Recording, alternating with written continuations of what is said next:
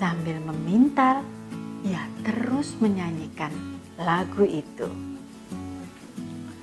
Sementara nenek memutar alat pintalnya dari belakang hutan yang gelap dan dari belakang. Halo teman-teman, sebelum nonton videonya, subscribe dulu channel Bobo yuk. Aktifkan loncengnya ya. Lalu jangan lupa juga like dan share video ini. Terima kasih. Oh, jadi kamu berisi jerami dan diolesi aspal. Kalau begitu, beri aku jerami dan aspal agar aku bisa menambal buluku yang rontok, kata si musang. Lalu nenek berbisik, ambillah beberapa, bisik si nenek dari jauh. Musang itu langsung menyerang si anak lembu dan mencakar-cakar aspal yang ada di tubuh anak lembu jerami itu. Ia menancapkan kuku-kukunya ke dalam jerami agar bisa mengambil aspal-aspal yang ada di tubuh anak lembu itu. Seluruh tubuh anak lembu jerami tercabik-cabik. Semua yang menempel di tubuhnya sudah berpindah ke musang. Musang berlari pergi dengan panik. Namun anak lembu jerami ini terseret juga oleh musang yang berlari. Apa yang terjadi? Nenek Toyo berteriak lagi. Suamiku, suamiku, cepat tangkap musang itu. Kakek Toyo langsung bergegas menangkap musang, mengikatnya dan langsung melemparnya ke gudang di bawah tanah. Kakek Toyo lalu memperbaiki si lembu jerami ini. Semua diperbaiki, bagian yang rusak ditambal.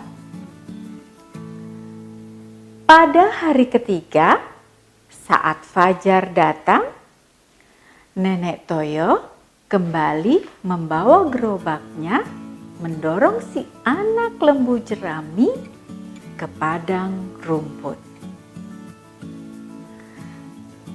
Lalu ia memulai memintal rumput raminya. Ia duduk sendiri di atas gundukan tanah dan mulai memintal raminya sambil bernyanyi. Pergilah merumput, lembu kecil, sementara aku memintal ramiku. Pergilah merumput, lembu kecil, sementara aku memintal ramiku. Begitu Nenek Toyo terus menyanyi sambil memintal raminya. Sementara ia memutar alat pintalnya, dari belakang hutan yang gelap itu muncul seekor binatang lain.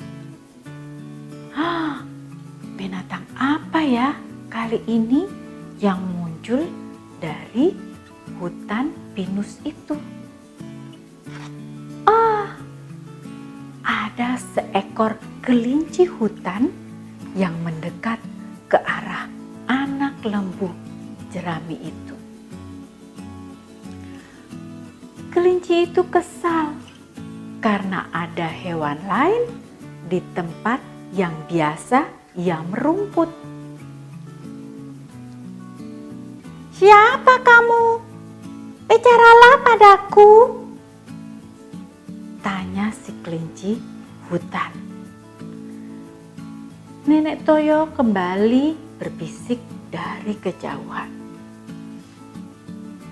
Aku anak lembu, berusia 3 tahun. Aku diisi dengan jerami dan diolesi aspal. Bisik nenek dari kejauhan. Kelinci hutan mengira suara itu ada dari si lembu jerami. Oh, kata kelinci hutan. Jadi kamu berisi jerami dan diolesi aspal.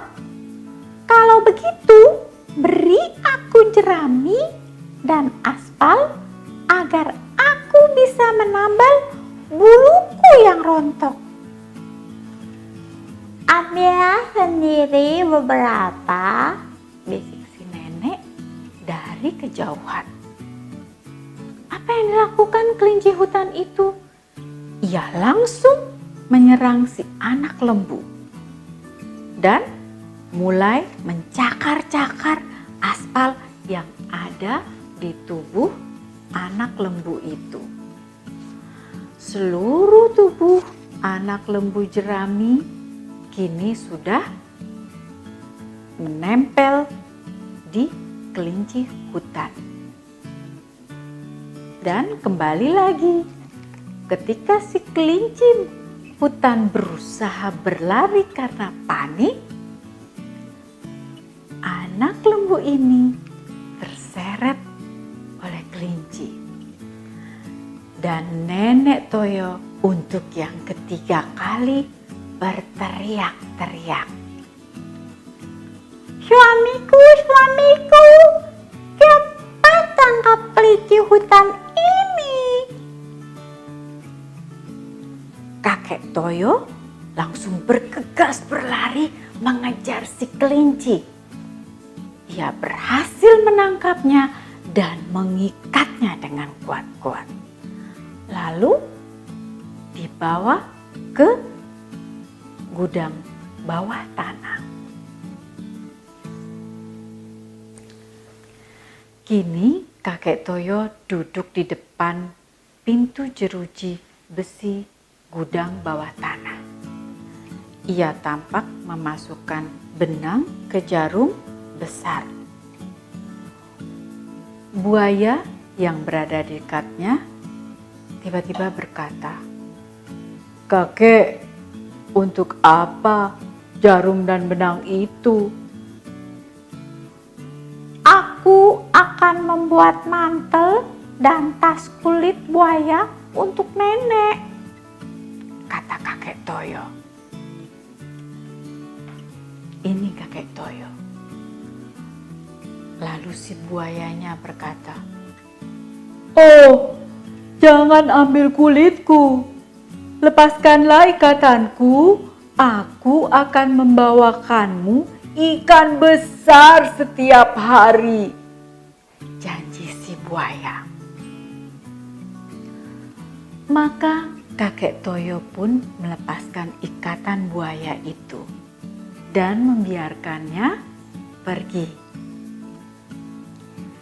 Ia langsung melanjutkan memasukkan benang ke dalam jarum. Kini musang yang bertanya kepada kakek Toyo, Kakek, untuk apa jarum dan benang itu? "Untuk membuat syal dan sandal nenek dari bulu musang," kata kakek Toyo. Oh, jangan ambil buluku, kakek. Lepaskan ikatanku. Nanti aku akan membawakan ayam setiap hari untukmu, janji si musang. Maka kakek Toyo pun melepaskan musang itu. Namun, ia tetap memasukkan benang ke jarum yang tadi ia bawa. Giliran kelinci yang bertanya pada kakek, "Untuk apa jarum itu?" Jarum ini untuk menjahit topi bulu kelinci untuk nenek, kata kakek Toyo. Kelinci pun mohon dilepaskan. Aku akan membawakanmu selalu sayur mayur setiap hari, kata si kelinci hutan. Kakek Toyo pun melepaskan ikatannya. Kini setiap hari buaya, musang, dan kelinci hutan datang mengetuk pintu rumah nenek dan kakek Toyo. Mereka mengantarkan bahan makanan itu untuk kakek dan nenek Toyo. Setiap hari mereka memiliki ikan, ayam, dan sayur-sayuran. Kakek dan nenek Toyo kini hidup bahagia dan tidak pernah berkekurangan lagi. Anak lembu jerami itu diperbaiki dan kini menghiasi sudut ruang tamu mereka. Nah, demikian dongeng untuk hari ini. Pesan untuk dongeng kali ini adalah jangan pernah berputus asa ketika kita mendapatkan masalah. Terus berusaha dan berjuang. Pasti ada hasilnya. Sampai jumpa di dongeng berikutnya. Salam. Hai, bagaimana dengan dongeng hari ini? Apakah semua suka? Bobo suka sekali dengan dongeng hari ini. Mombi ingin mendengarkan dongeng yang lain.